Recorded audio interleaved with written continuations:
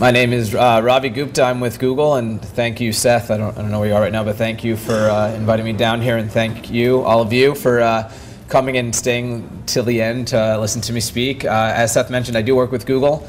I am Rand Marketing's development manager. What that means is I bring to Rand the best that Google has to offer.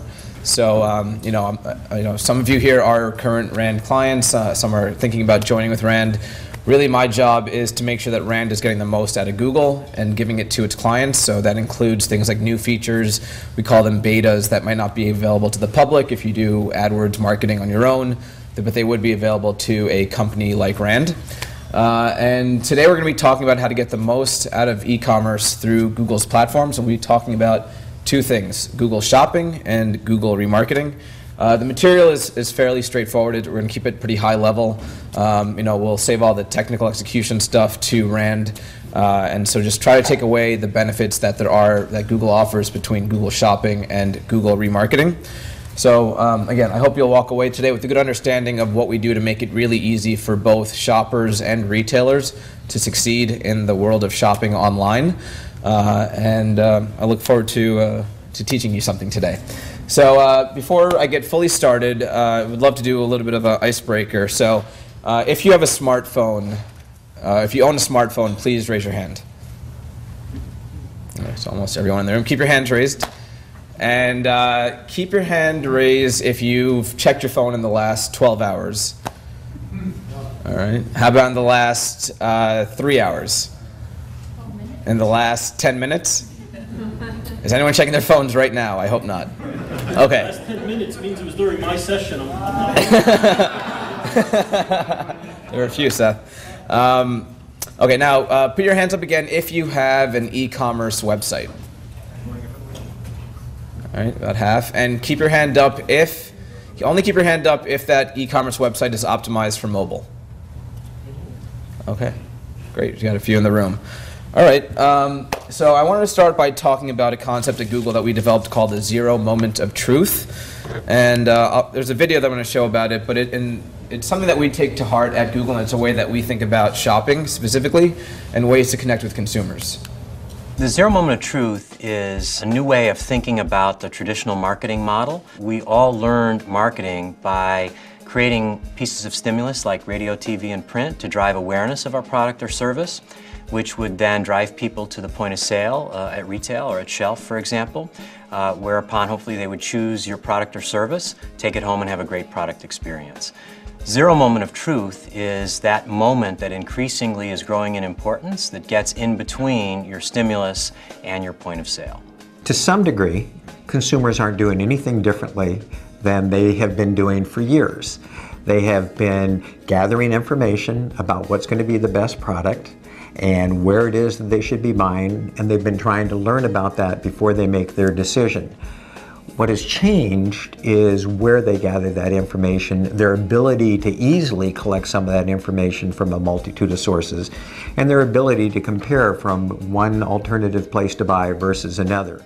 Today, the #1 spot where shoppers begin their journey is search. 70% of all transactions, we're seeing some sort of pre-shopping take place, even if it's for items that cost $1 or less. The zero moment of truth isn't just a catalyst that starts shopping, but it starts learning. And I think the biggest change that we see is shoppers that walk into every transaction saying, I want to be smarter, I want to be more informed, I want to make better choices, and yeah, I also want to save some money. We find this zero moment of truth, it applies across all of our customer bases, whether you're buying a big jet engine, whether you're buying a refrigerator, or whether you're purchasing a credit card. It really does apply both in a consumer and in a business-to-business context. But think about it. It's a natural behavior. It's a way that we all now make our buying decisions almost as second nature. Typically what we would all do is we would try to get some more information between seeing the stimulus and showing up at the shelf. And it's those moments in collection that we call the zero moments that need to be part of your marketing plans. So, thank you for the claps. You love that. All right, great. So, at its core, zero moment of truth is really about being able to connect with the consumer when they need you. And Google Shopping is something that helps you do that. But I want to talk a little bit more about how that might apply to everyone in the room today.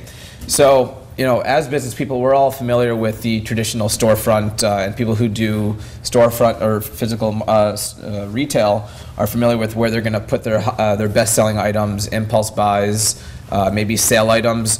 But it definitely gets a bit foggier when you take that storefront online.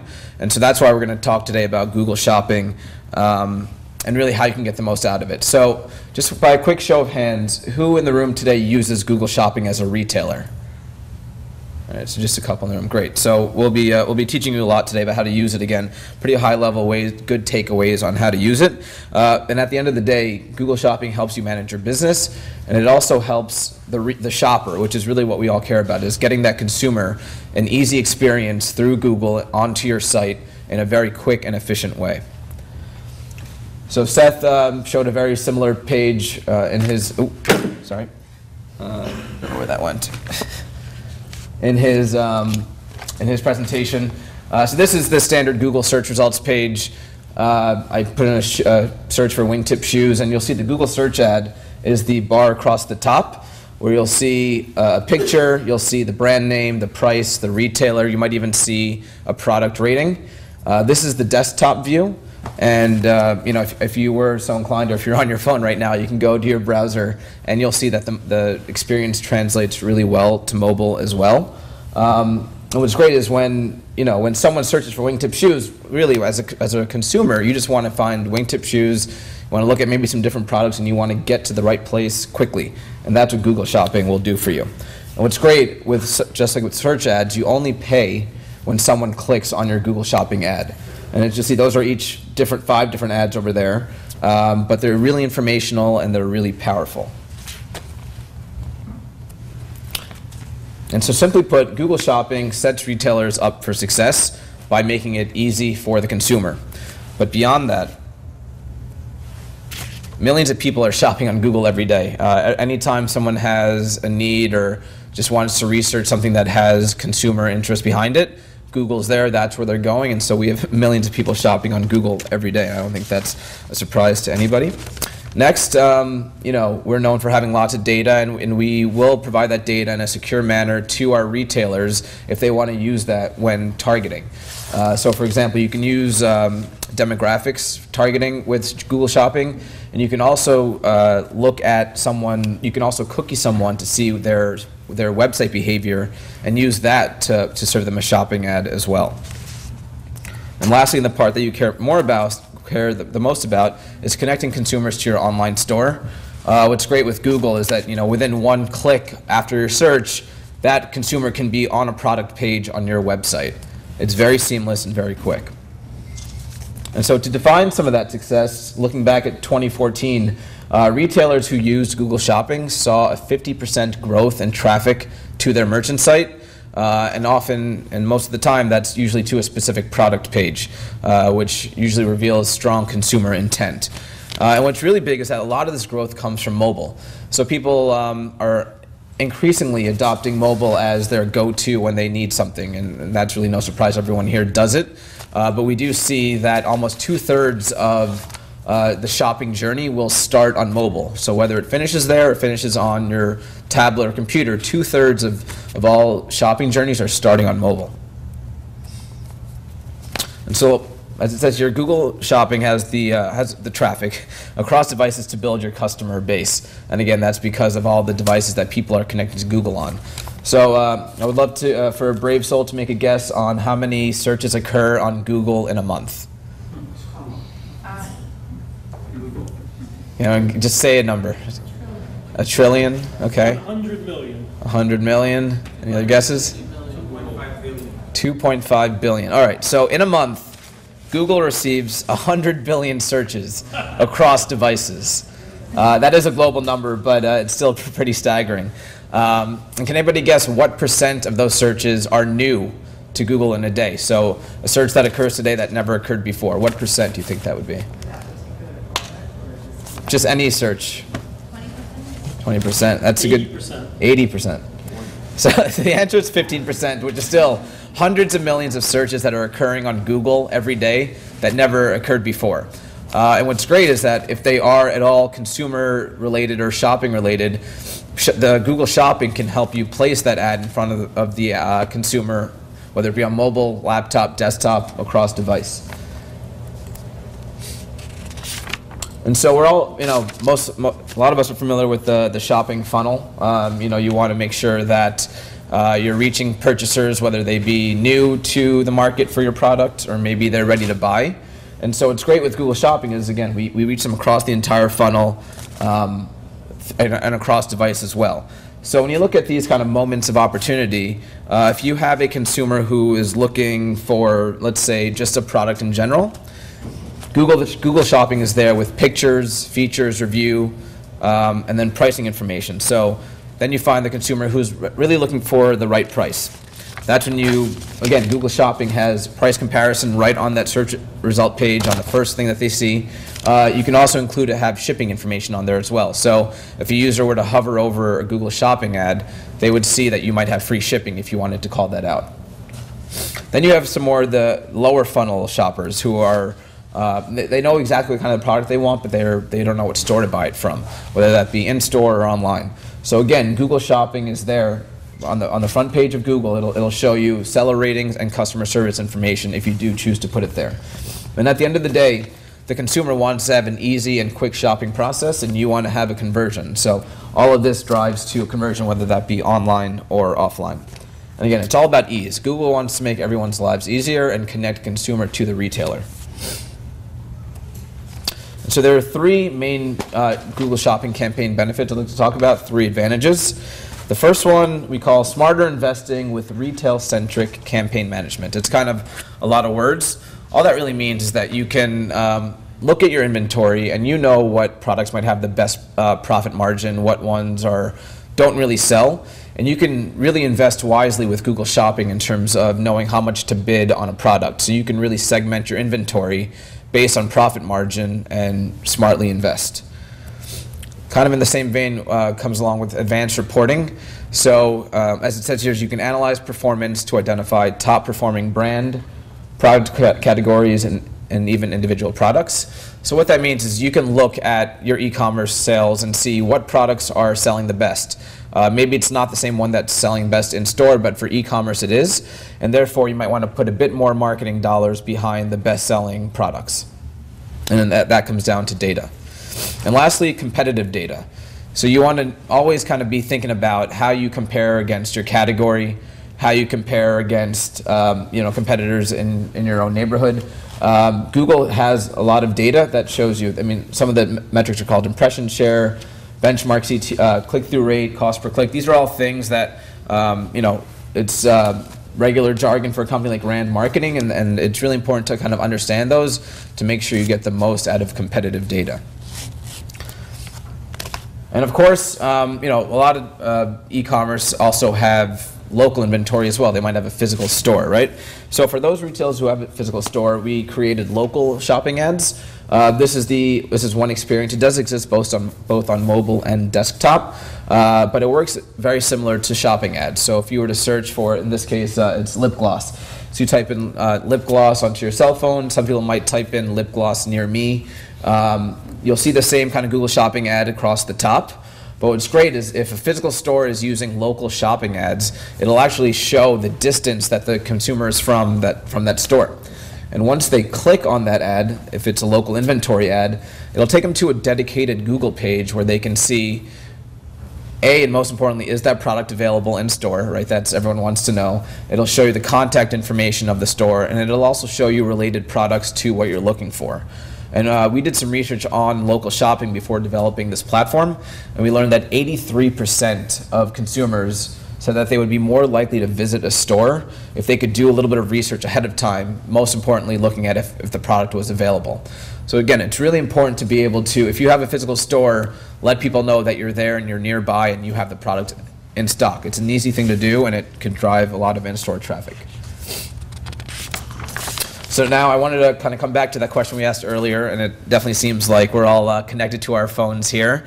In fact, research has shown that we check our phones 150 times per day, which, sounds staggering, but you think about it, it's like constantly there. If you don't have it with you, you feel naked, right? So, it's just part of our lives now. And of the 5 hours a day that we spend with digital, 60% are spent. 60% of that time is spent on a mobile device, and 38% of all site traffic comes from a mobile device. And for the first time in history, in the U.S., as of I believe this February, mobile queries, mobile searches have now surpassed desktop searches. So people are using their mobile device more than their desktop to make searches, and that's, again, just we call that the mobile moment. And actually, we created another term at Google that we call the micro moment, which is a moment people reflexively turn to digital to act on a need in that moment, a need to learn, do, discover, or buy something. So it's really that, we have hundreds of these moments every day, every week. I had one this week that I'll share with you. So this weekend I'm going to a jazz and food music festival. I'm in the Google New York office. And I thought it was just a regular music festival, and then my fiance found out that it's actually a festival and also one where people are going to dress up like it's the jazz age. So I didn't even really know what that meant, but it was Monday, and I thought, okay, it's Saturday. I definitely don't have suspenders and fedora and a vest and all that stuff that you'd want to wear to look like a jazz age person. So the first thing I did was go to my phone, and I was able to find out what the outfit looked like that I needed to get, and I was able to use shopping to find out what stores around me had the things I needed to do to get to dress appropriately. And this is really all to say that shopping is everywhere. It's all the time. People are always in the market, whether they think about it or not, if you're researching ahead of time, if you need something now. So it's really important for retailers to be there, so standing out on the digital shelf, to be relevant, helping consumers find what they want when they want it. Again, that comes back to quickly and easily letting the consumer find you. And lastly, being optimized, so make it easy to buy and receive, as well as having a mobile optimized website that people can shop on. And I'm sure a lot of people in the room are already planning for the holidays if you have a retail business. And so a really fascinating stat that I only learned just a few weeks ago was that about a third of shoppers will begin their holiday shopping search before Halloween.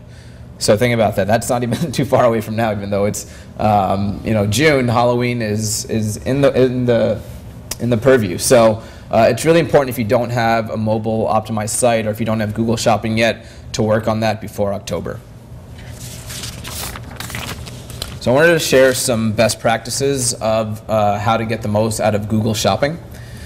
The first is to make sure you provide updated, accurate information. Google Shopping works on a data feed, so it tracks all of your inventory. And it's important when you update your inventory, whether that be with discounts or you're adding new products, to make sure that your data feed is fully updated. And that's definitely something that Rand can work with you on. The next we call identifying the profit all-stars. So again, this is about real-time optimization of your Google Shopping investment. Just the way search works, it's an auction, right? So you can change how much you spend on a particular user, or in this case, a particular product. So one good example for this is we work with a gardening company who had only ever done local store sales, and their top seller in stores were hydrangeas.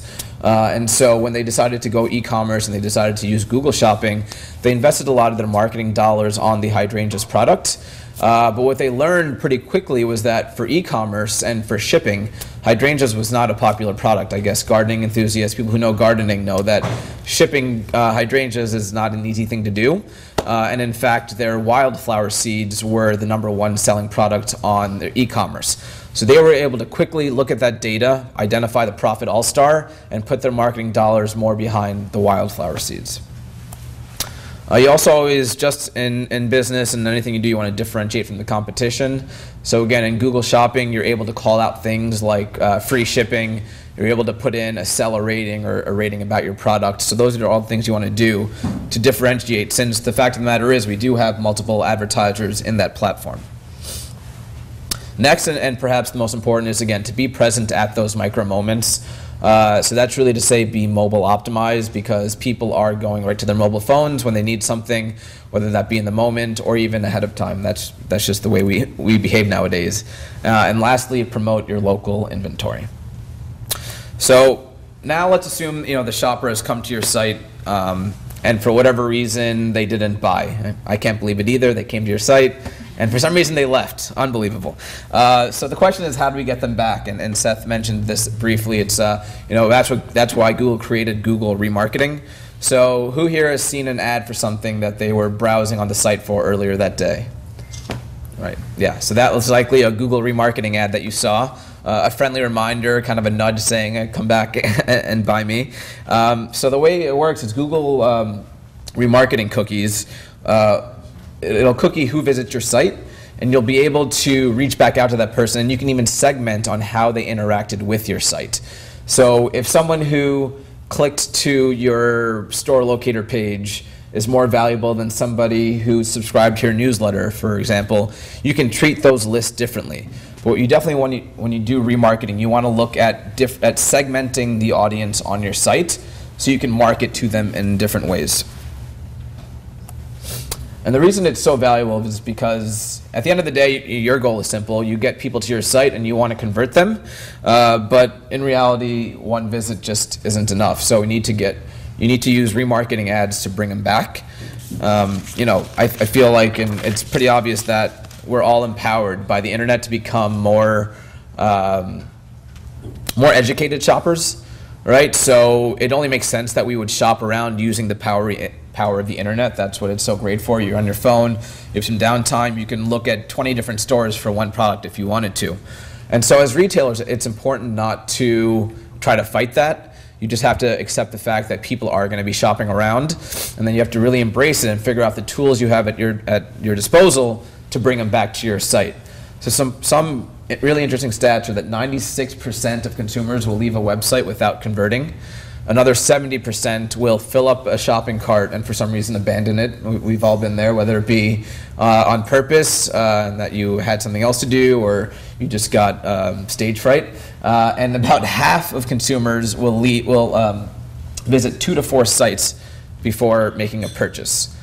And so fortunately there is Google Remarketing, those ads that follow you around the internet, whether they be display ads, it could be a video ad, it could even be a search ad. Google Search is now available for remarketing as well. So first and foremost, build up your list on your website, make sure you're tracking all of that, and then you may want to segment it based on the interaction with your site, and then choose to remarket to them. And so there's 3 distinct advantages to remarketing with Google. First and foremost, getting slightly technical here, you only need to apply one tag to your website for you to be able to remarket to consumers both on mobile and desktop and tablet as well. And that's really important because, again, mobile is secondhand right now, it's firsthand, and so if people are going to your website on mobile but maybe converting later on a desktop, you want to be able to remarket to them across devices. The next is tailored creative. So this is where you can remarket to a person with the exact products they were looking for on your site versus just your site in general. So I'll use the wingtip shoes example again. So I was walking home the other day from work and I happened to be searching for wingtip shoes on my cell phone.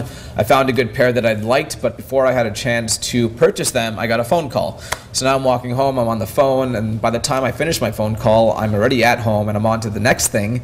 And so I've completely forgotten about the shoes I was planning to buy. And so that was a failed sale for the retailer. But fortunately, the next day when I was at work and I was on the New York Times website reading an article, I saw an ad for the exact pair of shoes that I was going to buy the day before, but I had forgotten. So that's kind of the little nudge I needed, the little reminder, right? That's what remarketing is. It's a reminder saying you forgot to make this purchase, or maybe you saw me, you were thinking about it, but here I am again, let's do this. So that's the tailored creative benefit of that. And lastly, the ability to use data from your remarketing to, again, invest wisely. And it's really important to take advantage of data in all aspects as much as you can. And so with remarketing, as I mentioned, there are several different targeting possibilities. So on-site behavior, customer location, abandoned shopping carts, recent or frequent visitors, high-value customers, engagement, referral source, sequence of visits, upsell, and cross-sell. So these are all different ways that you can segment your site's audience. And you're able to then bid on that audience differently based on these different characteristics. with Google remarketing. So, for example, let's say you created a list of everybody who came to your store locator page, right? So those users likely are, they want to come to your physical store versus converting e-commerce. So you might want to remarket to them with a Google display ad that includes an in-store only coupon.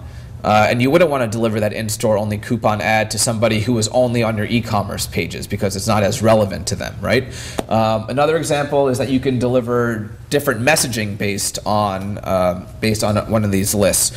So, for example, if I guess the in-store coupon is a good example of that. But you can also, if someone is a high-value customer, so say it's a customer that's spent with you in the past, through Google Analytics, you can track how much a customer on your site has spent with you, and you can spend a little bit more to reach that customer than you would with somebody who's spent very little with you. And again, that's just smart marketing, and it's what Google offers you through remarketing and through the free analytics product. And so this is really all just to say that it's important to segment your list of visitors who come to your site so that you can value them differently and spend marketing dollars wisely to reach them in different ways. And again, I think that the consumer will appreciate that as well. The fact that they were on your store locator page and now they're getting an in-store coupon, that makes them feel good. They're much more likely to convert. So you get a happier retailer as well. So I hope everyone's ready to get started. The first 3 steps you should do and look at with your digital marketing team are setting up your Merchant Center account, uploading your products with a data feed, and creating a shopping campaign with AdWords. And finally, on behalf of Google, I'd like to say that your success drives our success, but ultimately it results in happy customers who are finding you quickly and easily and able to make a transaction in a very efficient way. So we definitely look forward to working with you and Rand Marketing on your future shopping endeavors. Thank you.